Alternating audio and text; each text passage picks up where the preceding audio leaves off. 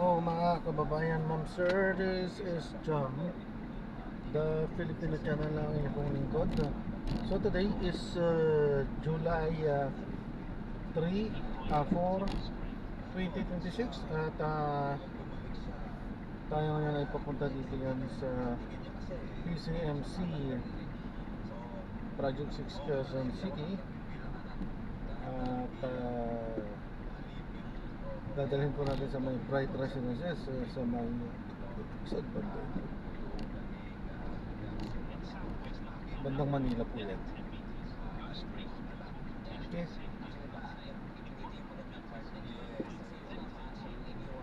Hindi ko na.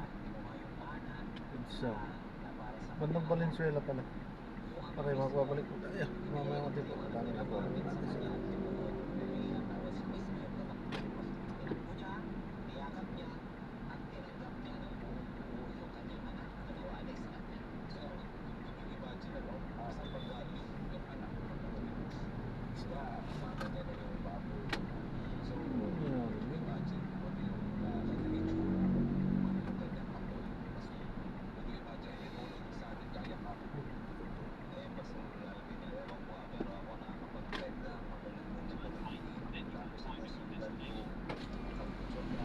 Pick up po, grab po.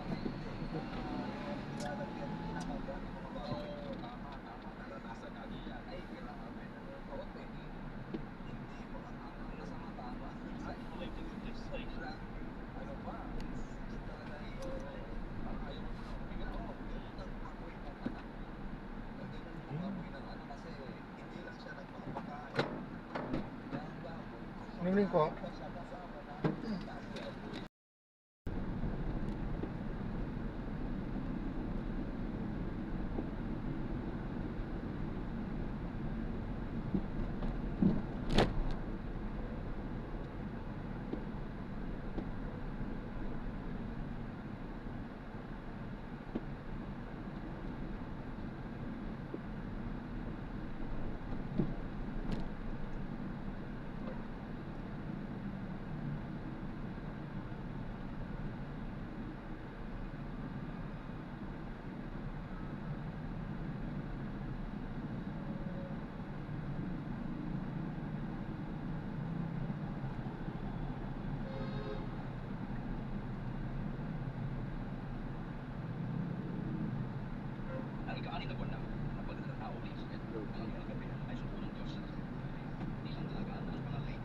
Okay, sige, sabihan ko na. Okay na. Si eBay uuwi sa bukas. So mag-seems na. Head west.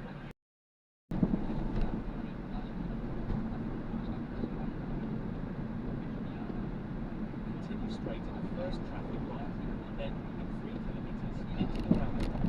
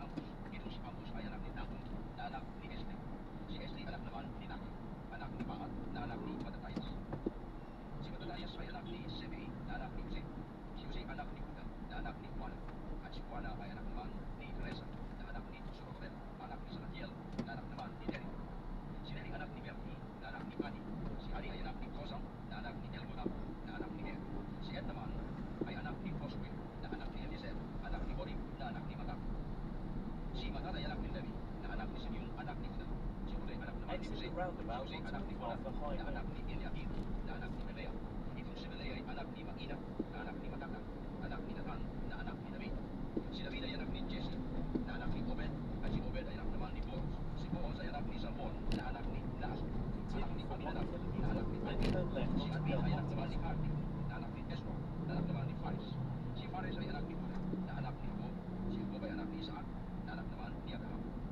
Si Abraham ay anak ni Ari, na anak ni Nahor. Si Nahor ay anak ni Seru, na anak ni Ragau, na anak naman ni Peleg. At si Peleg ay anak ni Eber, na anak ni Salah. Si Salah ay anak ni Kainan, na anak ni Arphaxad, na anak naman ni Sem. Si Sem ay anak ni Noe, anak ni Lamech, na anak ni Matusalem, na anak naman ni Enoch. Si Enoch ay anak ni Jared, na anak ni Mahalaleel, na anak ni Kainan. Si Kainan ay anak ni Enos, na anak naman ni Seth. At si Seth ay anak ni Adan, na anak ng Diyos.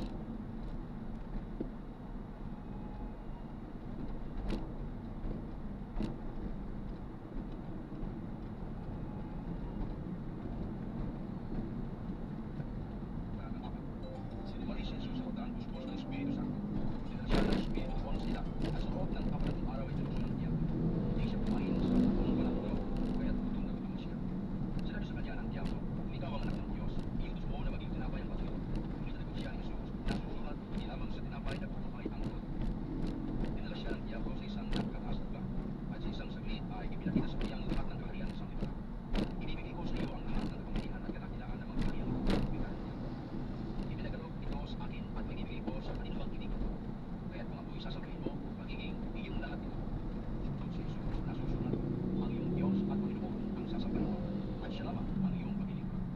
Continue At straight siya to the ang first Diablo sa dalagos ng intersection. templo. Then, in At sinabi sa 100 kanya, meters, kung turn ikaw ang left. anak ng Diyos, magpatahimik ka, sapagkat nasusulat, ipagpipili niya sa kanyang mga anghel na ingatan ka, at paalalayan ka nila upang hindi ka matisod sa bato.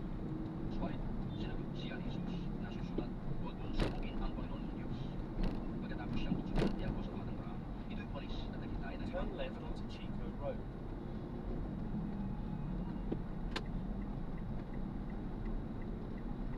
Bumalik si Jesus sa Galilea at sumas kaniya ang kapangyarihan ng Espiritu Santo. Kumalat sa palibot na lupain ang balita tungkol sa kanya. Nagturo siya sa kanilang mga sinagoga at pinakila siya ng lahat. Umuwi si Jesus sa 40 Nazaret na kanyang meters, turn right gaya ng onto kanyang Banana Road. ginagawian, pumasok siya sa sinagoga ng araw ng pamamahiya. Tumindig siya upang bumasa at ibinigay sa kaniya ang aklat ni Propeta Isaias. Binuksan niya ang aklat sa akong kinasusulatan ng ganito. Sumasa akin ang Espiritu ng Panginoon sapagkat hinilan niya ako upang ipangaral sa mga dukha ang mabuting balita. Sinugo niya ako upang ipahayag sa mga bihag na sila'y lalayan at sa mga buhag na sila'y makakakita. Continue Upang for bigyang 300 katuwagan meters, ang then mga you will sinisig arrive at your at destination. ipahayag ang pagliligtas na gagawin ng Panginoon. Tinulong niya ang kasulatan at matapos isapuri sa tagapaglingkod, siya daw. Nakatitig sa kanya ang lahat ng nasa sinagoga at sinabi niya sa kanila, natupad ngayon ang bahagi ito ng kasulatan samantalang nakikinig kayo. Pinuri siya ng lahat at nabanghas sila sa kanyang napakahusay na pananalita. Hindi ba ito ang anak ni Jose? Tanong nila. Kaya't sinabi ni Jesus, walang pagsalang babanggitin ninyo sa akin ang kawikaang ito. Doktor, paggamutin mo ang iyong sarili. Sasabihin din ninyo sa akin, gawin mo naman sa iyong sariling bayan ang mga nabalitaan naming ginawa mo sa Kapernaum. At nagpatuloy ng pagsasalita si Jesus. Tandaan ninyo, walang propetang kinikilala sa kanyang sariling bayan. Kundi sinasabi ko sa inyo, maraming gawaing palo sa Israel noong kapanahon ng Elias na hindi ulan sa loob ng 3 taon kalahati at magkaroon ng matinding tagutong sa buong lupain. Subalit hindi sa kaninuman sa kanila pumunta si Elias, kundi sa isang babaeng palo sa Sarepta, sa lupain ng Sidon. Sa dinami-dami ng mga ketongin sa Israel noong kapanahonan ni Eliseo, walang pinagaling isa man sa kanila. Sina Aman, ang taga-Syria, ang pinagaling. Galit na galit ang lahat ng nasa sinagoga ng narinig ito. Nagtindigan sila at ipinagtakuyan siyang palabas sa tuktok ng burol na kinatatayuan ng bayan upang ipunin sa kanila. Ngunit duman siya sa kalagitnaan nila at umalis.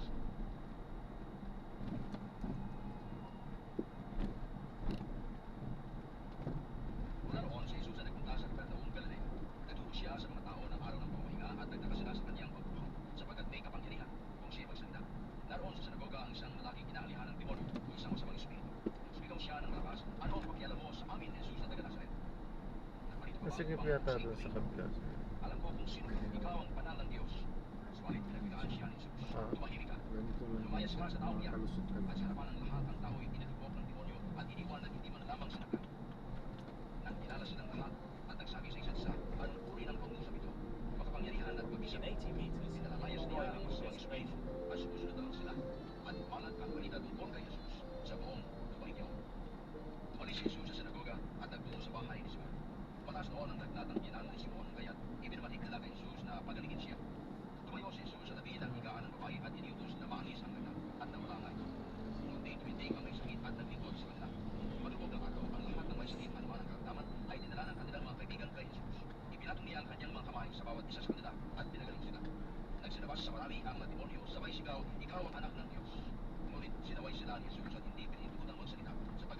arrive at your destination. Nang mag-umaga na, umalis si Jesus at nagpunta sa isang ilang na buo. Hinanap siya ng mga tao at nang matagpuan ay pinag-usapang huwag mo nang umalis.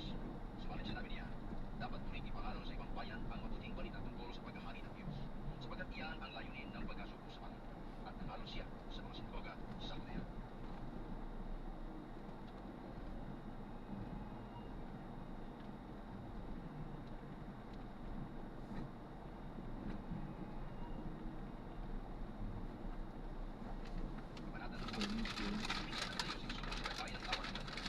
Pinagkalimutan siya ng napakaraming tao na ibig makarinig ang salita ng Diyos. May nakita siyang dalawang bangka sa baybayin. Nakalusad na ang mga bangka at naghugas ng kanilang mga lapat.